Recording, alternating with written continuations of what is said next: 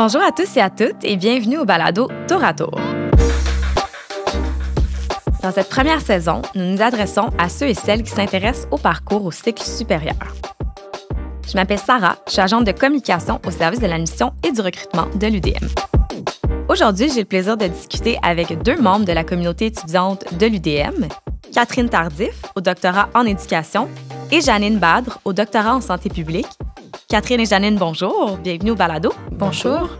Ma première question est pour toi, Catherine. Est-ce que tu savais au début de ton parcours ce que tu voulais faire plus tard? Absolument pas. En fait, j'avais une idée. Mon intention au départ était de devenir chargée de cours, donc d'accepter des charges de cours après la maîtrise. Mais finalement, c'est ça, ça a bifurqué. Ça a changé depuis, donc. Absolument, oui. Et toi, de ton côté, Janine? Pas du tout, parce que moi, j'étais carrément dans les sciences infirmières. Donc, bien longtemps, je travaillais comme infirmière en pédiatrie. Puis, jamais m'était venue en tête l'idée que j'allais déjà bifurquer vers la santé publique. Puis après, que j'allais continuer vers... Je savais que je pourrais faire une maîtrise, j'avais fait ça, mais le parcours doctoral, c'était pas dans mes intentions de base. Puis qu'est-ce que vous diriez que vos expériences à l'Université de Montréal vous ont apporté tant au niveau personnel que professionnel? Au niveau professionnel, bien, c'est sûr que là, moi, je collabore avec plusieurs chercheurs présentement dans le cadre de mes études. Donc, je rencontre plusieurs nouvelles personnes avec qui collaborer. J'apprends des nouvelles façons de faire. Mm-hmm. Et c'est sûr que là, c'est aussi le premier endroit où j'ai obtenu une charge de cours. Donc, là, je me suis aussi créé un réseau professionnel à travers ça. Et toi, Janine? Pour moi, j'avais déjà enseigné avant dans une autre vie ailleurs qu'au Québec. Ouais. Donc en arrivant ici, aussi, l'université m'a ouvert des portes de charge de cours. Et donc, ça permet de bonifier un peu l'expérience professionnelle, de découvrir d'autres horizons, d'autres façons de faire, parce que c'est pas la même chose qui se fait dans tous les pays, dans toutes les universités. Donc, il y a cette valeur ajoutée-là. Puis sur le plan professionnel, c'était toute une ouverture culturelle, collaborative avec des gens qui viennent de divers milieux. Puis même culturellement, professionnellement de divers milieux, mais d'un point de vue culturel aussi. Fait que c'était super enrichissant à ce niveau-là. Et quelles sont les possibilités d'emploi dans vos domaines respectifs? Toi, Janine, par exemple? Le parcours le plus classique, là, c'est d'être professeur puis d'embarquer à l'université. Mais j'ai eu l'opportunité de découvrir via des programmes de stage de recherche en milieu de pratique qui sont financés par les instituts de recherche, que ce soit Québec ou fédéral. J'ai eu l'opportunité de découvrir, en fait, que la recherche pouvait être mobilisée dans des milieux pratiques comme les institutions paragouvernementales, où j'ai pu faire un stage. Puis actuellement, je suis à l'emploi à temps partiel pour pouvoir finir mes études. Donc, il y a aussi des possibilités dans des cégeps, je pense. J'ai des amis qui ont dit graduer, puis qui ont été vers de la recherche dans les cégeps, qui se développent beaucoup. Donc, je pense qu'à part le cursus typique qu'on peut avoir, qu'on nous dessine souvent, je pense qu'il y a d'autres opportunités de plus en plus grandissantes. Faut juste balayer large les horizons pour voir c'est quoi qui s'offre puis qu'est-ce qui est possible. Et dans ton domaine, Catherine? Oui, c'est sûr qu'en éducation, souvent, les étudiants ont un parcours où ils ont déjà enseigné, par exemple, au primaire ou au secondaire ou même voire au collégial. Donc, je pense qu'on a une tendance à vouloir aller vers l'enseignement universitaire par la suite. Dans mon cas, il y a la recherche aussi qui est devenue vraiment une deuxième passion autre que l'enseignement. Donc, beaucoup, tout ce qui est la coordination aussi de la recherche, etc. Donc, de travailler pour différents centres ou différents organismes. Et il y a aussi tout ce qui est conférences, moi, qui m'interpelle beaucoup. Donc, j'ai la chance d'avoir offert quelques conférences dans les écoles, donc de reconnecter avec les milieux pratiques, tout en transférant aussi les connaissances que j'ai pu mobiliser dans mon parcours aux études supérieures. Donc, ça, c'est quelque chose aussi qui est très intéressant, en tout cas pour ma part, que je découvre comme possibilité. Wow, intéressant. Puis, quelles sont les possibilités, vous diriez, qui sont les plus surprenantes dans vos domaines? Je pensais pas, en fait, que la recherche était de plus en plus mise de l'avant. En fait, c'est les retombées de la recherche qui sont mises de l'avant. Dans la recherche, on travaille beaucoup sur la génération de données probantes, de données scientifiques. Ces données pondues sur des articles publiés, c'est très bien. Mais au-delà de ça, comment les mobiliser dans le quotidien pour faire améliorer les pratiques. Par exemple, même au niveau des politiques publiques, les politiques publiques dans le domaine de la santé publique, où moi je suis, elles peuvent être alimentées par des données probantes, par de la recherche. Donc, c'est un peu ce transfert qui parfois est difficile, il est sinueux, il n'est pas parce que le côté pratique est beaucoup plus rapide que la recherche qui, des fois, est plus longue à s'installer, la méthodologie est longue, les résultats pour sortir sont longs, alors que en pratique, on a besoin de quelque chose. On a une question aujourd'hui, on veut la réponse hier, en fait. Donc, c'est cette connexion, ce pont à faire qui peut être surprenant des fois, puis qui est super intéressant, au-delà de la recherche académique en milieu universitaire. Et dans ton domaine, Catherine? Je vais faire du pouce là-dessus parce qu'en fait, ce que Janine soulève, c'est tout ce qui est la question de transfert de connaissances. Puis il y a une équipe ici, l'équipe Renard à l'Université de Montréal, dont je suis membre aussi, qui est vraiment spécialisée en transfert des connaissances, donc en la mobilisation des connaissances, puis s'assurer justement que les connaissances qui sont générées, les avancées scientifiques peuvent être réinvesties dans les milieux. C'est quelque chose qui est beaucoup développé dans le milieu de la santé, mais qu'on voit moins en éducation, qui prend sa place tranquillement. Moi, personnellement, qui m'interpelle énormément. Donc, j'enseigne encore au primaire et je désire vraiment rester connectée à ce milieu-là. Moi, je me centre surtout sur le bien-être des élèves, donc je vais contribuer au bien-être des élèves puis à la pratique enseignante. Donc ça, c'est un domaine que j'avais pas envisagé au départ. Puis il y a tout aussi le champ de... On peut devenir courtier de connaissances, finalement, qui est quelque chose qui m'intéresse beaucoup, que j'avais pas du tout appréhendé. Donc, une belle surprise, belle découverte. Puis, à quel point est-ce que c'est facile de trouver un emploi dans vos domaines respectifs? Je pense qu'avec la pénurie de main-d'œuvre, là, c'est pas compliqué. Personnellement, j'ai fait un stage de 5 mois. Au bout des 5 mois, c'était est-ce que tu restes travailler avec nous? Donc, c'est comme, oui, il a fallu négocier pour que ce soit un temps partiel. On parle aussi de la pénurie qui va éventuellement aussi affecter probablement le milieu universitaire. Ensuite, il reste quand même que le champ dans lequel on s'inscrit comme étudiant aussi va définir notre carrière à titre de futur peut-être chargé de cours et de professeur. Il faut qu'on se trouve un champ à nous qui va avoir sa place aussi. Donc oui, il faut qu'il y ait un poste qui s'ouvre, mais il faut qu'il y ait un intérêt aussi par rapport à ce que tu creuses comme objet de recherche finalement aussi, là. Ce que je voulais dire, c'est que au niveau des institutions publiques, y compris le paragouvernemental, je parle encore en santé publique, on constate qu'il y a de plus en plus de recrutements qui se font autour de moi. Dans mon équipe, on est 3 sur 4 à avoir soit un PhD, soit en cours d'avoir un PhD. Donc, il y a de plus en plus une volonté de développer les compétences à l'interne, de développer des capacités des équipes en recherche, notamment en transfert de connaissances pour faire du pouce sur ce que disait Catherine. Puis, au lieu d'aller recruter de l'externe pour des mandats bien spécifiques, donc on développe à l'interne nos équipes. Puis, je ne sais pas si c'était comme ça avant, ou moi, c'est ce que j'expérimente depuis 4-5 ans. Puis je trouve que c'est vraiment intéressant de le voir sous cet angle-là, puis de se dire, en dehors de l'académique, il y a toujours des possibilités aussi de mettre à profit nos compétences, nos qualités, autant de recherche que annexes, là. Puis j'aurais envie de vous demander aussi, quelles sont vos aspirations là, en ce moment pour le futur? De mon côté, je trouve ça très difficile d'avoir à statuer ou à faire un choix présentement. Donc là, je fais partie de celles qui cumulent le plus gros CV possible, qui essaient d'être partout, d'avoir le plus d'expérience, de toucher à tout, puis de me sentir outillée pour faire un choix éventuellement. Mais c'est sûr que présentement, je trouve que le poste de professeur, ça me donne l'opportunité, oui, de faire de la recherche, de rester connectée au milieu. Donc, pour ma part, j'y vois beaucoup d'avantages d'aller vers ça. En même temps, je suis très ouverte au fait que ça sera peut-être pas ça dans l'immédiat. Jusqu'à présent, en fait, je ne suis jamais déçue des opportunités qui s'offrent à moi. Donc, je laisse les choses venir, puis on verra. Tu es ouverte aux surprises. Absolument. Super. Et toi, de ton côté, Janine? C'est drôle parce que c'est un peu le même état d'esprit. Moi, pour ma part, dans mon parcours, je suis à un endroit où je pensais pas être. Puis la vie a rebondi. Puis à chaque fois, j'étais ouverte aux opportunités qui étaient là. J'ai essayé tant que possible aussi de bonifier mes expériences, puis mon CV. J'ai à mon actif des charges de cours, des compétences, de présentation, de transfert de connaissances. Bref, j'ai élargi le spectre en me disant, on verra bien ce qui va se présenter. L'objectif principal est de terminer la thèse, parce que comme dirait un de mes directeurs, une bonne thèse, c'est une thèse finie.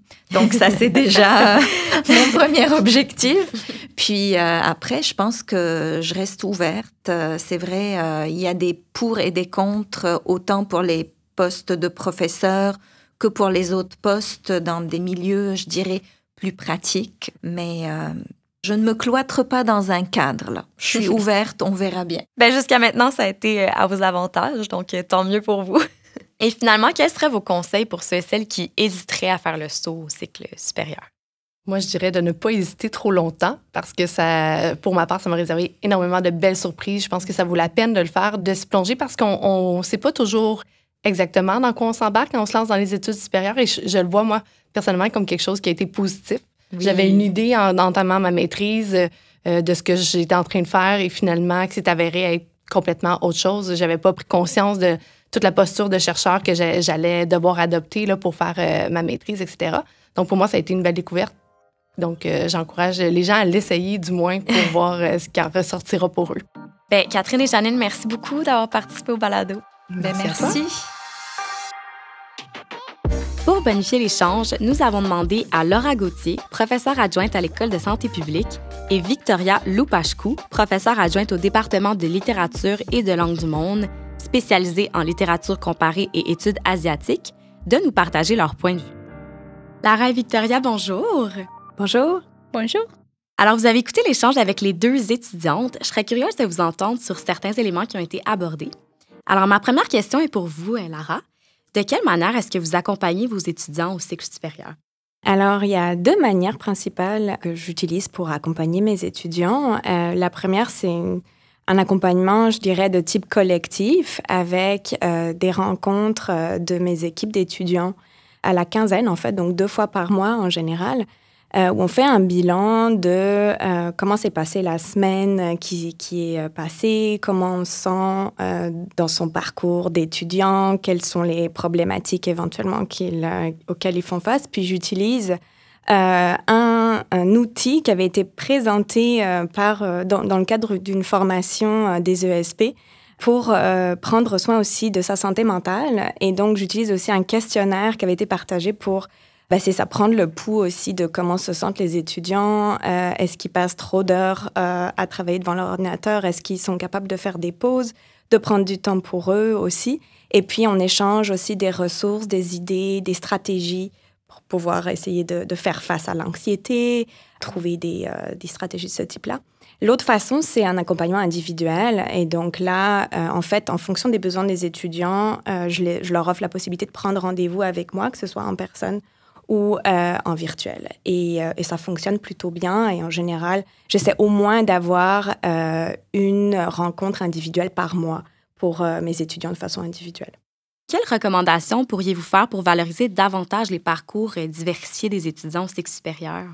Je dirais premièrement de trouver des moyens de donner les mêmes chances à tous les étudiants. En particulier, je pense aux étudiants internationaux qui font face à des nouvelles façons de rédiger. Je pense aux demandes de bourse, par exemple. C'est vraiment pas quelque chose qui est fait de la même manière dans leur pays d'origine, souvent. Donc, un accompagnement personnalisé, ça peut vraiment faire la différence. Puis, plus au niveau des facultés, des départements, je pense qu'il y a plein d'autres manières qu'on pourrait utiliser pour valoriser justement ces profils diversifiés, aller au-delà des simples exposés oraux, des simples devoirs écrits et offrir d'autres façons à ces étudiants de pouvoir valoriser ce profil-là, par exemple en utilisant des formats artistiques comme les pièces de théâtre, les balados, comme ce qu'on est en train de faire, et puis aussi peut-être les analyses de photos, etc. Donc, il y a vraiment plein d'autres choses qu'on pourrait faire, qu'on sous-utilise largement, je trouve, dans les cours et dans les activités scientifiques aussi. Super, c'est intéressant. Merci beaucoup. Je vais revenir vers vous, Victoria. Quels sont les avantages, selon vous, de poursuivre ces études au cycle supérieur versus aller directement sur le marché du travail après ces études de premier cycle? Je pense que pour répondre à ces questions, on peut parler de 3 catégories de marché. Donc, il y a le marché académique alternatif et le marché qu'on appelle plus pratique. Malheureusement, c'est un adjectif, on va parler de ça plus tard. Mais donc, c'est comme l'industrie pharmaceutique, l'industrie biomédicale, etc. Et pour le marché du travail universitaire, et c'est une définition super large, là, il est crucial d'avoir au moins une maîtrise. Donc, si nous parlons de devenir professeur, un doctorat est la première condition. Donc, dans ce cas-là, je dirais que les cycles supérieurs vont donner accès à ce marché. Pour le marché académique alternatif, ce que je veux dire quand j'utilise ce adjectif alternatif, c'est qu'il y a tout un monde qui soutient l'académie. Par exemple, des maisons d'édition, des revues, secteurs de copywriting, des rédactions, des emplois dans la présence des médias sociaux de différents départements, des emplois en bibliothèque. Par exemple, on peut travailler pour des organismes et institutions comme FRQSC, CRSH, comme ça. Et n'oublions pas le secteur du jeu vidéo aussi. Donc, avec des doctorats, des maîtrises, le cycle supérieur, on peut avoir accès à des jobs plus intéressants où on peut utiliser notre compétence. Et là, pendant qu'on fait un doctorat en maîtrise, il y a les compétences transférables. Et ça, c'est super important parce que aussi, on peut donner des exemples d'avantages comme la réflexion créative sur de différents problèmes, la réflexion stratégique, aussi la capacité à garder à l'esprit une vue d'ensemble. Par exemple, quand on fait notre mémoire, thèse de doctorat, la vue d'ensemble est importante. Aussi sensibilisation aux tendances, compréhension des règles, capacité d'analyser un gros volume d'informations dans un temps assez court. Donc tout ça est transférable vers le marché du travail, soit académique, alternatif ou plus pratique, disons. Donc à mon avis, je pense que c'est un grand avantage. Une fois les études terminées, comment ça se passe de la transition sur le marché du travail, justement? Ça dépend du marché et ça dépend des plans qu'un étudiant a élaborés avant de terminer ses études et de la marché d'emploi qu'il a effectué au préalable. Donc aussi, la quantité d'expérience accumulée au cours du cycle supérieur d'études influencera cette transition. En général, la transition est complexe. C'est difficile à dire, mais je pense que c'est vrai. Et il faut s'adapter à un nouvel horaire, un nouvel ensemble de règles, un nouvel environnement aussi. Et parfois, cette transition signifie déménager dans une autre ville. Il y aura un petit choc culturel, je pense, parfois. Si on va de l'académie dans une industrie, par exemple, je pense que ça, c'est inévitable. Ainsi, il y a beaucoup de stress pour trouver un appartement à louer, trouver sa place dans son boulot. Donc, je dirais que la transition signifie que vous devez adapter vos compétences pour le nouvel emploi, ainsi que votre style de vie à un nouvel environnement. Donc, bien sûr, il y a beaucoup d'étudiants qui vont continuer le stage, l'internship qu'ils ont fait pendant leur étude. Donc, vont continuer à donner des cours et ça signifie que la transition sera un peu moins stressante. Mais ce que Lara était en train de dire avec l'anxiété, le stress, je pense que si on a des moyens pour garder ça dans un niveau assez bas, c'est important pour la transition aussi. Excellent, merci. Puis ma dernière question pour vous, c'est comment faire pour se monter un bon CV de chercheur ou chercheuse? On peut commencer avec vous, Lara. Je dirais saisir toutes les opportunités au vol et puis au fur et à mesure qu'elles arrivent. Si on pense en particulier aux doctorants, je pense que la chose la plus importante, c'est vraiment de penser à publier dès le début de son parcours. Et c'est assez facile, en fait, de le faire. On s'en fait tout un monde.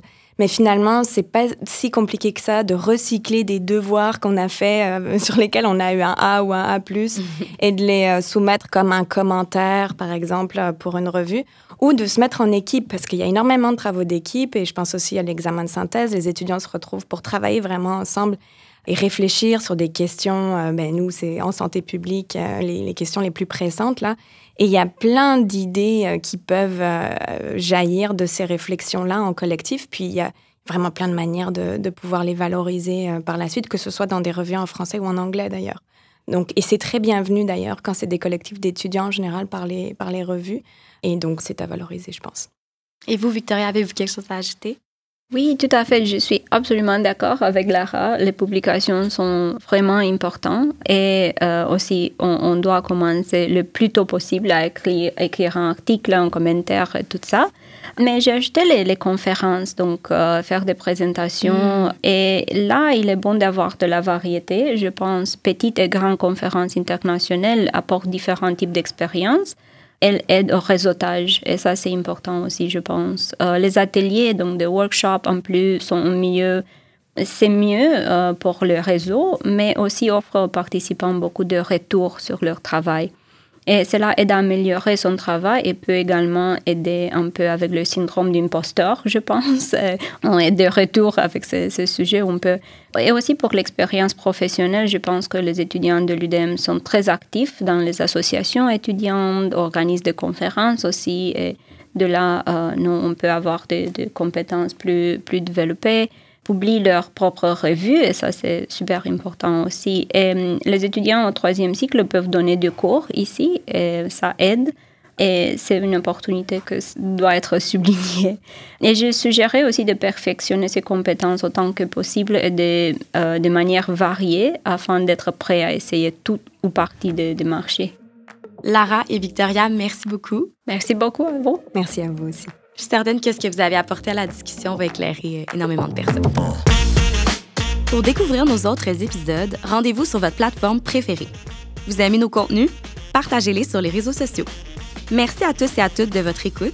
Merci également à contenubalado.com pour la production et à la Bibliothèque des sciences de l'UDM pour le chaleureux accueil.